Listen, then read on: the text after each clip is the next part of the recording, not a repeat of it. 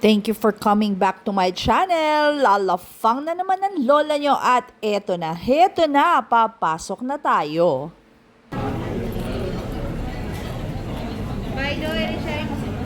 At ayan, may sinasabi sila, hindi ko naman maintindihan. At bago tayo mag-umpisa lumafang, tingnan po muna natin ang paligid ng kanilang resto. Ang ganda po ng loob. Sa camera ko lang po medyo malinaw, pero sa actual po, dim light siya. At ayan, very friendly po ang kanilang mga staff. Wow! At dahil nga madilim, kita nyo naman ang mesa namin. May dalawang nakatirik na kandila. At heto na ang kanilang menu. Paano babasahin yan? Nike shoes. At heto guys, nakalatag na ang ating menu.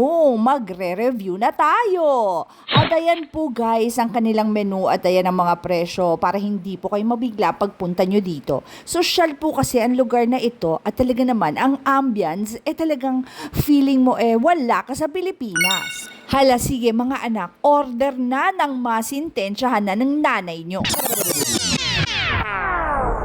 And yes, dumating na po ang aming birthday celebrant. Ang daughter kung buti na lang nagmana sa ina.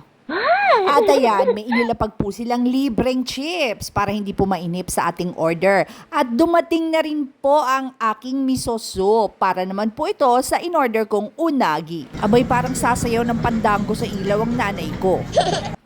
At heto na guys, inilapag na ang aming sushi roll. Aburi roll daw ang tawag dito. Kita nyo naman, napaka-sosyal. At heto pa ang isa sa mga paborito nilang sushi roll, ang spicy tuna. Wow! At heto naman po ang order ng panganay na anak ko, sea urchin risotto with tuna. Hirap na hirap mag-pronounce ang lola nyo at pares lang ang kaya kong sabihin. At since gusto pong kumain ng nanay ko ng isda, unagi po ang in-order ko. Oh my golly, napakasosyal naman ito.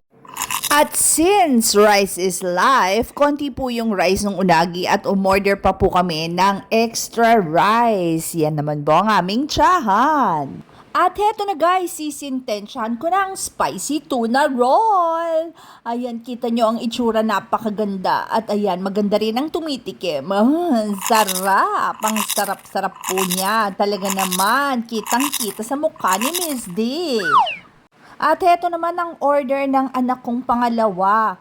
Hindi ko na po matandaan kung ano ang pangalan. May Doki something siya. Bali, meron po siyang mga pepper at chicken po. Chicken po ito. Heto naman po ang order ng daughter ko. Risotto rin po ata ito. Ayan, sintensyahan na lang natin at ayoko nang alamin kung ano ang pangalan.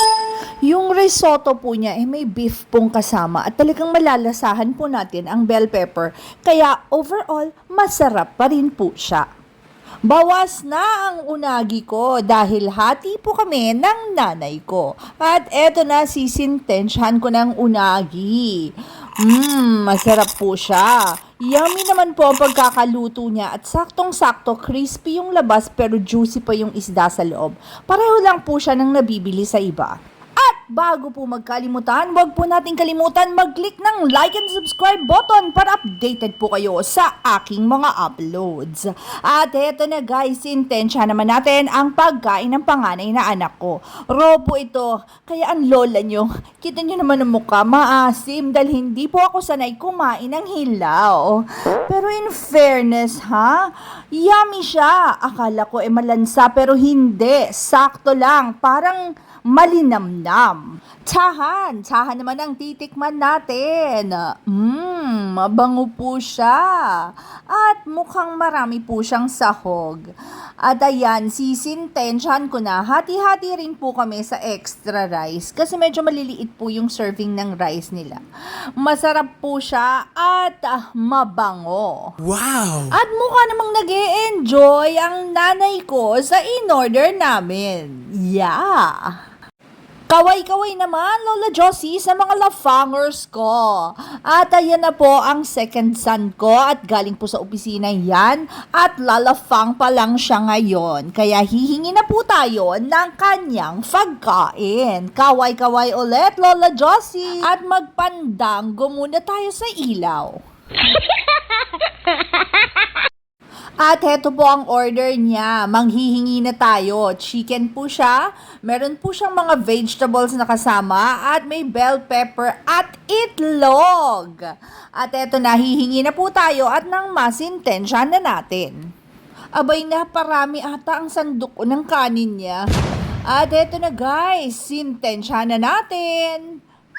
Mukhang napalaki rin yata ang pagnganga ko. Nakita na po ata ang utak ko. Masarap po siya.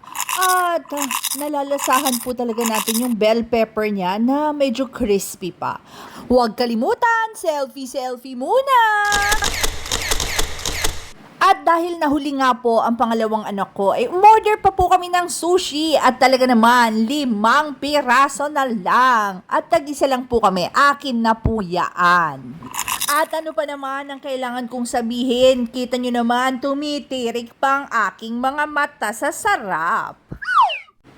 At ayan na po ang bill. Anak, pakibayaran na lang muna, lista na lang, tsaka na lang kita babayaran. At eto guys, palabas na kami. Pakita ko lang po kung gaano kami kasinop kumain. At ayan, nagmamadali na po akong lumabas nang makapaglakwatsya pa. Solve! Busog na naman ang lola nyo. Kaya abangan lang po ang mga susunod ko pang upload. Hanggang sa susunod. Bye!